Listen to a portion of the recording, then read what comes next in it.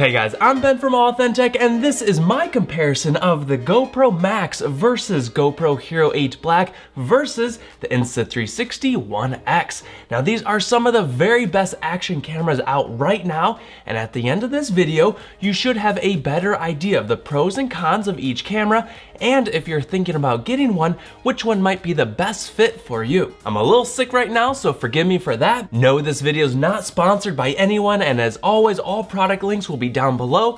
Find me on Instagram for all my behind the scenes, and let's jump right in. Here's the key questions and categories I'll cover today. Pricing, design, footage, workflow, and most bang for the buck. Which one is for you?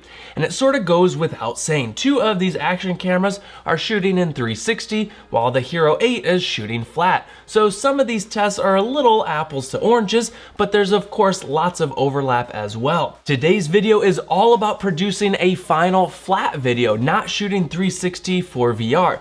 These 360 cameras are all about over capturing the scene and then reframing afterwards. So quick pricing breakdown. The Max is currently $500. The HERO 8 is $400 and the Insta360 ONE X $400 as well. On to design, durability, and user interface. Now I prefer the form factor of the ONE X best. It's slim and slips easy into a pocket, and it's most comfortable to hold single-handed. The Max is a little boxy and less ergonomic. Trying to keep your fingers hidden from the lenses could be difficult. Now plus the ONE X has a 1/4-20 tripod mount built right into the bottom, which is the best. However, both the Max and the HERO 8 have these little folding fingers on the bottom, which is better than nothing, just not as universal or convenient as the tripod mount in my opinion. I really like the screen on the Max over the Insta's LCD screen, which could be difficult to see in bright sunlight. The Max is easier and faster to change settings and shooting modes while on the fly. Plus, we can use it as a viewfinder when in HERO mode. Plus, it's great to play back your photos and videos right there, no need to connect to your phone. Another big deal is the waterproofing on the Max, and the HERO 8 is built right in. It's a huge win for GoPro over the Insta360, which needs a case to protect it. Another bonus point to the Max, they include these two clear lens caps to protect both lenses when shooting more intense action shots. Now I say this is a big deal because I've personally scratched the lens on my ONE X in the past, and it's not easily replaceable. The only way to protect is the Venture case, which adds weight and bulk. Instead, these little clear lens caps stick on tight, and it's a dead simple solution to this issue. Plus, GoPro also included these two lens caps for travel. Nice little touches I appreciate. I shot a quick footage comparison test with and without the lens caps on, and here's the results. Basically, it looks like it softens the image a little bit. Maybe some specks of dust can be visible, but it's not terrible and a nice option to have. Now on to comparing footage, both photos and video. Hands down, if you need the highest resolution, the best quality 4K footage, well, you'll need the HERO 8. It looks crazy sharp and crisp compared to the 360 cameras. And of course, it has more shooting modes, resolutions, and frame rate options over the 360 cams. For both the Max and the ONE X, even though they combine two different lenses into this massively large resolution canvas, after reframing and exporting your video, it downscales to 1080p maximum. For 1080p, they both look really good and of course widely usable for most people. My wish though is that a 360 camera, let's say the Max, when shooting flat like in HERO mode, could export 4K video, but sadly it cannot. So what about video quality between the Max and the ONE X? Well, the GoPro footage looks much more vivid and punchy, saturated colors and contrast. Now this will definitely come down to personal preference. Some people like the flatter image on the ONE X. It's maybe more natural looking, easier to color grade after the fact. Others will prefer the vivid colors on the GoPros. No editing needed, and I sorta lean this way as of now. Now I heard Insta360 is releasing some upcoming updates to enhance visuals, probably for this exact reason, but it's not out at the time of this video. Stabilization is huge for these cameras, and all three look pretty rock steady smooth. Just look at the wobble in the selfie stick to see how much EIS is taking place, and it's pretty incredible. When I start jogging, they separate out just a little bit, and I think my favorite is the GoPro MAX, with the ONE X still looking really good, but if we analyze the edges, we can notice a little bit of camera shake and jittering. And the Hero 8 looks smooth as well, but it's so crazy to look at the 360 cameras as I flip the selfie stick over and under, and they keep that ground perfectly level, but the flat action camera like the Hero can't do this yet without editing after the fact. Now GoPro has a horizon lock feature for the Hero 8, but it's not built into the camera yet, which is kind of stupid and currently must be used through their GoPro app. One thing to mention, the crushed blacks on the Max is a little too much for me. We're losing too much detail and they need to back that off just a tad. But again, as for sharpness and clarity between the Max and the One X, well, I think the Max wins it here. The One X is just too soft and a little mushy looking. This is an audio test on the GoPro Max. This is audio on the GoPro Hero 8 Black. And this is audio on the Insta360 ONE X. How does the audio sound? Audio test 1, 2, 3, 4. Let's live AuthenTech. How does the audio sound? Audio test 1, 2, 3, 4. Let's live AuthenTech. How does the audio sound? Audio test 1, 2, 3, 4. Let's live AuthenTech. This is a faraway audio test on the GoPro Max. How does the audio sound? This is an audio test on the Insta360 ONE X. How does the audio sound? It's super windy down here at the lake. How does the audio sound? It's super windy down here at the lake. How does the audio sound? It's super windy down here at the lake.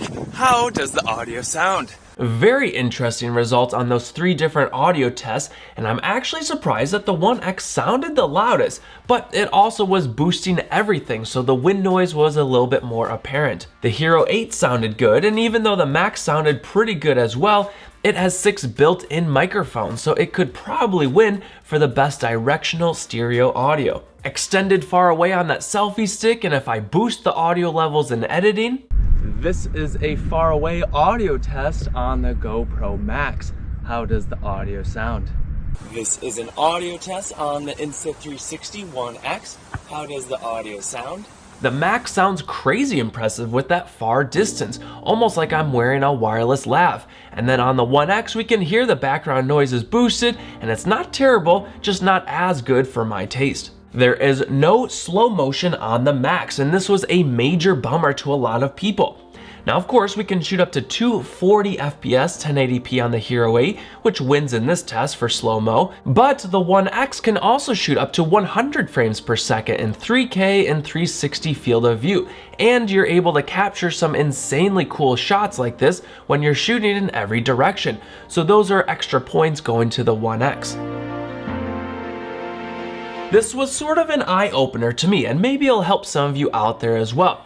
I originally thought that the Hero 8 was like here, and the Max was everything of the Hero 8 plus so much more way up here, but that's far from the truth. Each lens on the Max is recording much less quality than the Hero 8. For example, the Max can shoot in Hero mode, so it's using only one lens and you just point and aim like any action camera. But that's not in 4K res. It maxes out at 1080p or 1440 4:3 ratio at 60 FPS, nothing higher. My dream would be to have a Max have all the same features of the Hero 8, but then for maybe $100 more, add on that second lens to unlock a lot more fun, unique shooting angles, over capture the world and reframe your shots later, but that's not here yet. I'm guessing that cost might be a little bit too high on a product like that. I'm not sure. One big feature that the One X wins for me is the invisible selfie stick. Now, I shot a comparison of this as well using the same thin pole, and while the GoPro Max looks okay, the One X can make it look just like it's hovering mid-air, which produces these incredible drone or crane jib shots of sweeping landscapes or fast action scenes.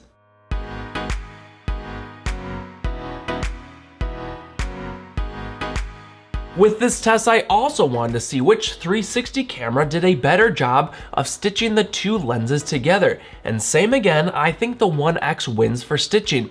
And this is a pretty major deal. Hiding the stitch line is massively important for maintaining the magic of that hovering, impossible shot. Big points to Insta360 here. I have to step back and appreciate this technology overall. The Max, for example, each fisheye lens is recording 194 degrees, I believe. Times 2, that's 388. That's 28 degrees more than 360 spherical. So 28 divided by 2, that's about 14 degrees of field of view on each lens that is extra for overlapping and blending together. All of this in real time. It's very impressive technology that I appreciate. GoPro MAX has this cool power pano mode. Basically, one shot captures this ultra wide panoramic shot. No stitching needed, and this is a nice feature to have. All three cameras can shoot hyperlapse, which are very cool and fun to experiment with. The One X goes about it differently by recommending you shoot in normal video mode, then in their app, scrub the timeline to select the speed up fast moving shots, then create sections of slow down normal speed to highlight key scenes. Now I wish they also had an auto hyperlapse mode like the others. Let me show you that. The Max has that hyperlapse mode built right in. GoPro calls it time warp, and the Max export res is 1080p with multiple field of view options and multiple speed multipliers, or that auto mode, which is my favorite. That's where GoPro automatically sets the speed based on a few variables. Plus, it has this cool real-time button you can press on the screen mid-recording, so if there's a section you want to record at normal speed, then press it again to ramp back up into auto speed mode. It's very cool results. The Hero 8, I've covered that in the past. It can record these hyperlapses up to 4K res, and it also has multiple field of views and speeds or auto speed mode, which I like. Clearly, the Hero 8 again wins for quality of the image, but the other two open up that world of changing your viewer's perspective to a new angle. And sometimes when you're recording, you just don't know what you'll capture. So I love the idea of over capturing the world and reframing later. I shot a quick underwater test, and I used the GoPro MAX naked body because it's waterproof built in. And even though it's not really meant to be used underwater without a case, the results were pretty impressive. Now, of course, we can see the stitch line, but it produces some neat and usable shots. Next, I tried the One X underwater with its Venture case, and oddly enough, it does not look as cool or as good as I thought it would. That transition line is way too distracting, and I'm not sure if their underwater dive case would have greatly improved it here. I'm guessing it would have, but keep all this in mind. Don't use the Venture case for underwater shots. Honestly, I wish the One X had that waterproof built right in like the GoPro MAX. Hopefully we can see this in their next model. Snapped a few photos, and I'd say the GoPro 8 wins again for sharpness and clarity, but the Max looks like a good second place. And of course, it can shoot much wider field of view over the Hero 8. The One X just looks flat and natural, but a bit too soft. The same goes again for Lowlight. All these sensors are just so tiny, so unless you're shooting on a tripod with long exposures, they won't yield great results. Lowlight video, and again, the 360 cameras will allow you these crazy wide angle shots that can't be captured any other way. And it's sort of fun and addicting to over capture your scene, reframe later. However, there's going to be a quality loss, and here in the Lowlight, well, I guess they all three look pretty grainy, noisy, and soft. The GoPro MAX might win in terms of clarity, but here's what you can expect from all three. Now, just as important, or possibly more important than the footage itself, is the workflow of editing your shots. End of day, with standard flat footage like on the Hero 8 Black, I can simply copy those files right over to my computer, drop into Final Cut for editing, and go right from there. As for the 360 cams, well, they add a major middle step to that workflow, and that's basically reframing your shots, converting that 360 footage into flat footage like 16:9, and that middle step could make or break the whole process. A lot of it comes down to the mobile app, as this is probably the use case for 80% of people out there. It's simply faster and more convenient to simply edit straight from your camera over to your phone wherever you're located, and this is honestly how I edit most of my 360 shots. Their mobile apps are much more efficient over their desktop apps, and I'll show you that in a minute. So which mobile app is better, GoPro or Insta360? Well, I think Insta wins it here. Let me show you. Firstly, the GoPro app is not terrible and actually has some sweet features I wish Insta adopted. For example, when scrubbing through your footage, the timeline scrubbing is much smoother than Insta360's. GoPro has a nice keyframing implementation, even with transition settings like ease in out points or jump cuts. We can easily pinch, zoom, rotate. However, I really need a horizon lock feature. I couldn't find this anywhere, and this was an issue I ran into. constantly needing to level the horizon while editing, and it got really tedious and annoying. With the Insta360, they auto lock the horizon by default, so it saves me a lot of time. Speaking of editing efficiency, even though keyframe editing can be nice, it's much slower and I prefer viewfinder or over capture mode. I simply move my phone to record the angle I want in real time. Again, Insta360's app wins it on this one. As the GoPro's over capture mode, there's no easy way of pausing mid-clip to reposition the camera. But instead, the only visible button on screen is stop, and if I press that, well, it'll auto export the clip. No way of going back to continue. Unlike Insta360's, which does it much better. I can start and stop again and again on the same clip, plus it saves those little sections on the timeline. Thus, we can mix and match with keyframing, smart tracking, and viewfinder mode, all on one clip. Speaking of, Insta has object tracking, so I can just tap and hold and it'll auto motion track for you. This is a great feature to have. Another glitch I ran into on the Max was Wi-Fi and firmware updating issues. Now I'm using the latest iPhone and I was constantly running into trouble trying to connect the Max to my phone. I tried everything I can think of and it was totally broken. I then had to manually download the firmware file from GoPro's website to my computer, copied it to the SD card, pop it into the camera, and then the Max was able to successfully update the firmware. This has fixed the Wi-Fi issues so far. Another quirk I found in the GoPro app, after editing and exporting a photo or video, I have to save it again to get those files into my camera roll. This is just super inefficient. Plus, GoPro is running banner ads in their app trying to sell me on their cloud storage. I don't love that. And for a quick overview of their desktop apps, I again like the GoPro one for smooth timeline scrubbing and video playback. Same keyframing options here, but man, so annoying constantly needing to level the horizon. And I did find this menu setting for mouse control traditional if horizon leveling is disabled, yet when I'm shooting 360 on the Max, it won't let me turn on horizon leveling in the settings, and the horizon keeps getting tilted.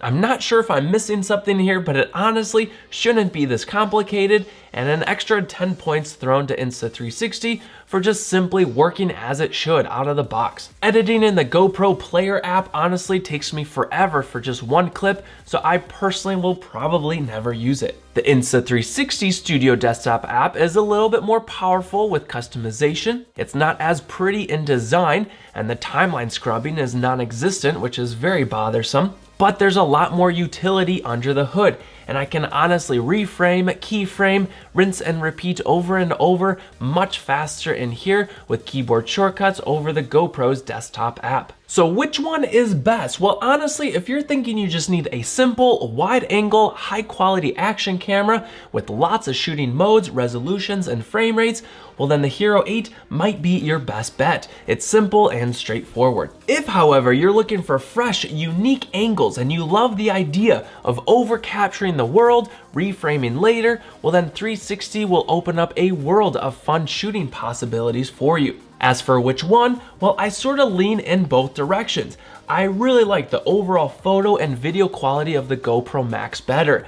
Even though its workflow is not as good as the One X, I really like those protective lenses, its built-in waterproof, vivid colors and contrast, great stabilization, great stereo audio quality, and a lot more, but then again, you are paying around $100 more for it. Which is where for some people, if you're on a tighter budget and you don't have spare cash just lying around, well that's when I'd say go with the Insta360 ONE X. It still has some awesome potential and features, its editing workflow is better and faster, it still produces incredible footage, its smooth stabilization, better stitching, better invisible selfie stick.